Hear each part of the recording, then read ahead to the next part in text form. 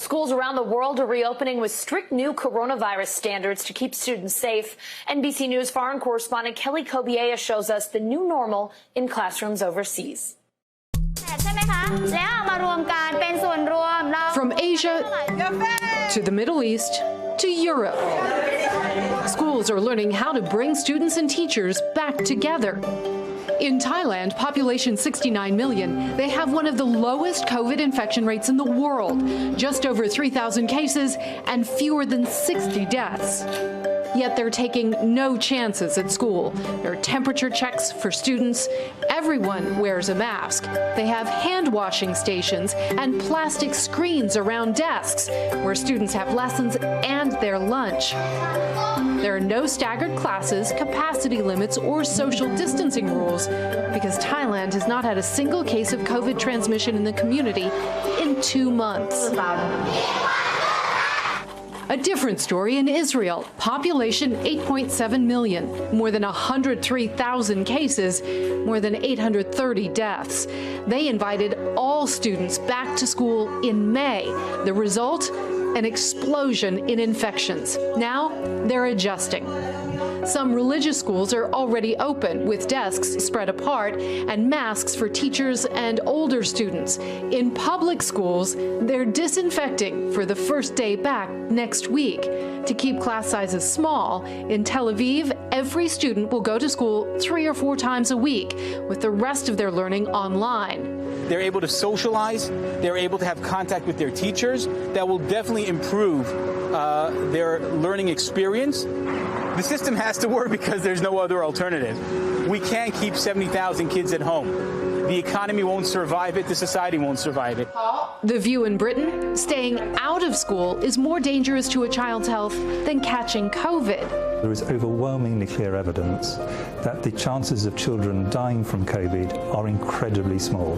The evidence that not going to school damages children in the long run is overwhelming. The UK has one of the worst COVID rates in the world. Population 67 million, 327,000 cases, and more than 41,000 deaths. All students are now heading back to school to find more hand washing and desk cleaning. A new study by Public Health England found out of more than 1 million preschoolers and elementary kids in school in June, only 70 children and 128 staff tested positive for coronavirus. The study also found that kids are more likely to get infected at home. In parts of the UK, masks are mandatory for some older students in hallways, but not classrooms. Personally, I don't think that I would choose to wear one in front of my class. I think lots of teaching is based around facial expressions and praise, positive praise, and I just don't think that the pupils will be able to read that. Across Great Britain and Northern Ireland, social distancing rules are left to local school administrators. The new rules that we have to follow, they're good for us. I mean, they're there to keep us safe, but they're very different to what I'm used to, so it's going to take a little bit of time to get into it. No strategy is perfect. South Korea has been praised for its handling of the coronavirus. Population 51 million, 17,000 cases, just over 300 deaths. But schools are temporarily closing again in the capital, Seoul, after daily COVID cases jumped up into the hundreds. As the United States continues to debate the reopening of schools with different paths being taken in states and districts, the rest of the world is forging ahead, trying to get as close to normal as possible.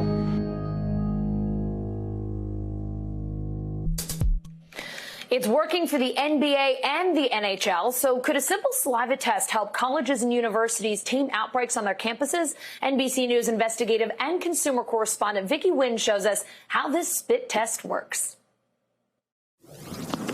Across the country, schools reversing their decision to hold in-person classes after COVID-19 outbreaks.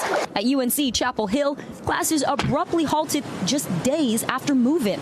Students there not tested before coming back. But at Purdue University in Indiana, an unprecedented undertaking. Before all 40,000 students start classes this month, they're required to take a COVID test. Testing will be very, very important and will be a key element of protecting our college campuses. But unlike most COVID testing that involves a large, often uncomfortable swab to get a sample from the back of the nose, Purdue students will just spit into this tiny tube, something they can do at home with this kit. The convenience of that. And so I think particularly for this generation of students was a good one that allowed us to reach them where they were. Purdue is one of 65 schools working with Vault Health, formerly a men's health company, now offering this at-home COVID saliva test developed by Rutgers University. Is the saliva test a game changer? It is a game changer. First of all, it's a much easier test to administer. You're spitting into a tube, which just about everybody can do, even kids, and you're just giving us enough spit to be able to tell if there's a virus in there. I ordered a kit from Vault's website. It arrived in 2 days. I have my materials here. What do I do? I set up a video chat with a clinician who made sure I did the test correctly. I made sure to not eat, drink, or put anything in my mouth for 30 minutes. So all you need to do now is go ahead and spit. Oh man, this is gonna take a while. I think the record was about 30 seconds. I was not so speedy. How many times a day do you have to watch people do this? Enough.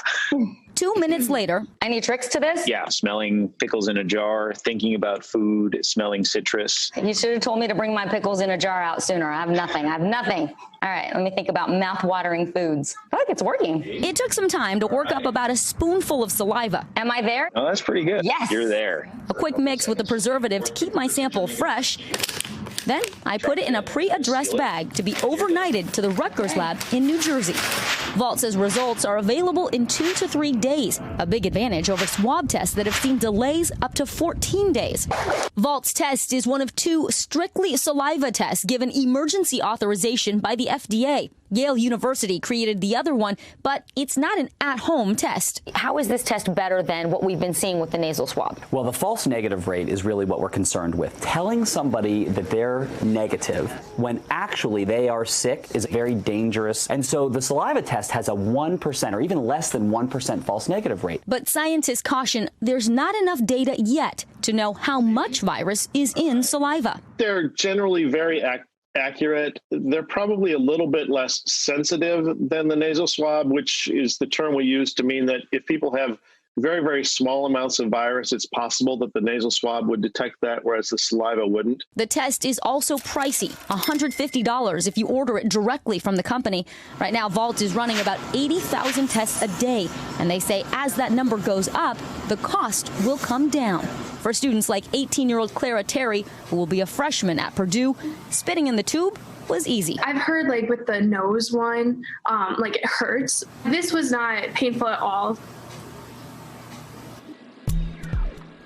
And Vicki joins me now. Vicki, this test gives faster results. It's not as uncomfortable as the nasal swabs. But let's talk a little bit more about doctors' concerns with these saliva tests. What are they worried about here? Yeah, the primary concern, Allison, is that there may not be enough of the virus in your saliva. If there are small amounts, it depends on when you take the test. It may not be as sensitive as the nasal swab. Another thing we should mention is for first-time consumers like myself who took this test, they pair you up with a clinician who does watch you to make sure you're doing it correctly and also to make sure that it's you that's actually spitting in the vial. Vicki, are these schools just using the saliva test here, or are some schools using both the nasal swab and the spit test and kind of trying out both options? Yeah, in the case of Purdue, they are going with this Vault test. They're requiring students to take them within 2 weeks of coming back to campus this month. So that's very interesting because imagine that undertaking, 40,000 students. They're offering it free of charge, but it's costing the university millions and others as well. But they all tell us that it is a worthwhile investment to try and help ensure the health of their staff and their students. But we have heard of other campuses that are using both. And here's the frustration that I've also heard from some parents of students who have tested positive in one test, then negative in another. They want to know, what are they supposed to do? And in that situation, it really should be up to the healthcare provider. They should go to their doctor. If they're experiencing any symptoms at all, even if they get a negative test, then they should isolate.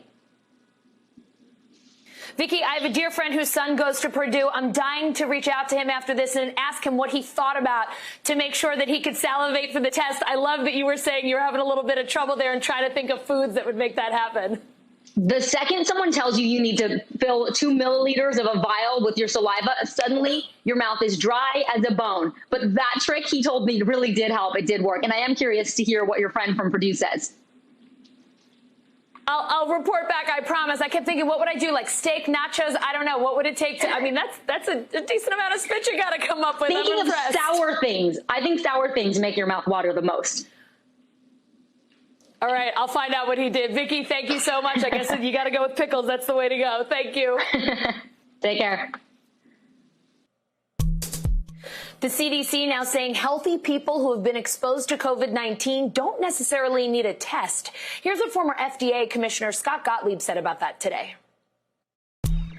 We're talking about people who are in contact with someone known to have COVID.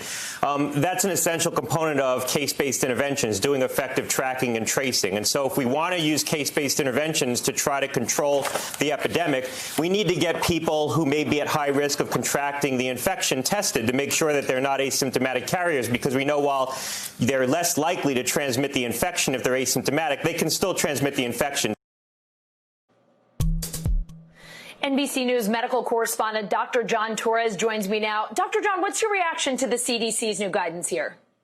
And my reaction is essentially the reaction you're seeing across the country, especially with public health experts, is a bit of head scratching going, trying to figure out exactly why they made this change. They did it very quietly, put it out on their website, and it is a substantial change from what they had before, because before, if you were exposed, they said, go ahead and get tested. We can make sure that if you're asymptomatic, you're not spreading it, because we know that up to half of the cases are being spread from asymptomatic patients. But now what they're saying is, okay, you have to have that extended period of exposure, and then you have to have symptoms on top of that, and then you should get tested. And the reason this is a concern, exactly what Dr. Scott Gottlieb was talking about, is when it comes to that contact tracing, that we know we have not been doing a very good job of getting that contact tracing under control. A crucial part of that is finding out who might be right now have coronavirus and who could be spreading it even though they don't have symptoms. Well, if you're taking out that equation, the part of the equation where people don't have symptoms, aren't getting tested, that's going to leave a big deficit there. So I think going forward, you're going to see a lot of concern as to, okay, what do we do now if people aren't getting tested? And hopefully, as we get more and more tests, and we certainly have more now than we had a few months ago, hopefully as time goes on, we get more tests, and these saliva type tests and other ones, we start getting back to, okay, let's get more people tested, even those that don't have symptoms, because we know they in fact can spread the virus as well, Allison. Dr. John, I want to ask you about the saliva tests we've been talking so much about. The NHL, the NBA are using them. Colleges are trying them. People can get this test at home and get results in a matter of minutes. What do you make of these spit tests? Is this the coronavirus test of the future?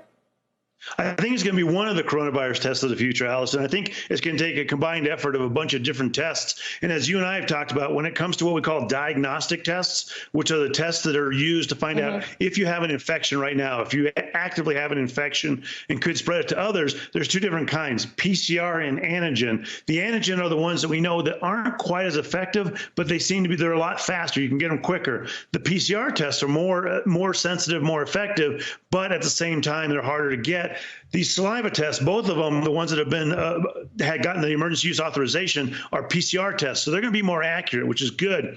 This one that she talked about that Purdue and other universities are using, it's a take-home test in the sense that you collect a sample at home, but you still have to send it in and wait a couple of days. Yale School of Public Health actually just came out with one, and it's not test equipment per se. It's a protocol showing labs around the country how they can do it using equipment and chemicals that they have in sight right now. And hopefully over the next couple of weeks, we see more of that. The beauty of this one is it's quick. They can do 90 tests, they say, in under 3 or 4 hours, and it costs around $10 per test. So we're seeing the pricing come down. We're seeing the speed of the results going up. And so I think over time, especially over the next couple of months, you're going to see more and more of this, and you're going to see more people getting tested in situations like the universities, the NBA, the NFL, all these places are doing, again, to try and keep this under control, Allison. Dr. John, a new report from MIT and Oxford says that 6 feet of social distancing just might not be enough. Why not? And what does this study tell us about how the virus is transmitted?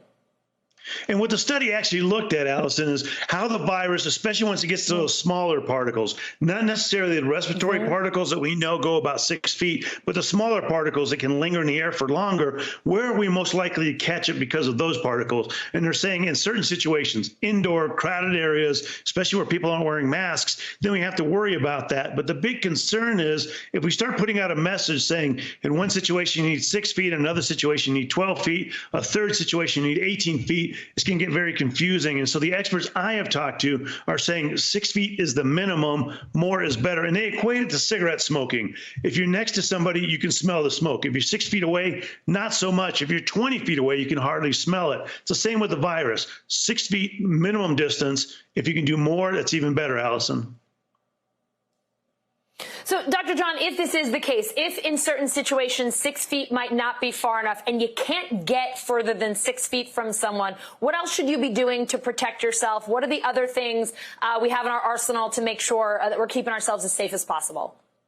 Well, I think the obvious answer from a public health perspective is try not to get in those situations, as in bars and other indoor events where you can't get that 6 feet of separation. But if you can't, for some reason, if you happen to be in there for whatever reason, make sure you wear a mask. Other people are wearing masks as well. Ventilation is important. Opening up windows to try and get that fresh air through is extremely important. Those can help. But the bottom line is if you're within that 6 foot distance, then your chances do go up of getting coronavirus. So you want to try to avoid those as best as possible.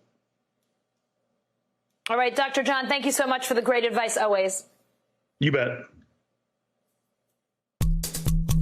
Hey, NBC News fans, thanks for checking out our YouTube channel. Subscribe by clicking on that button down here and click on any of the videos over here to watch the latest interviews, show highlights, and digital exclusives.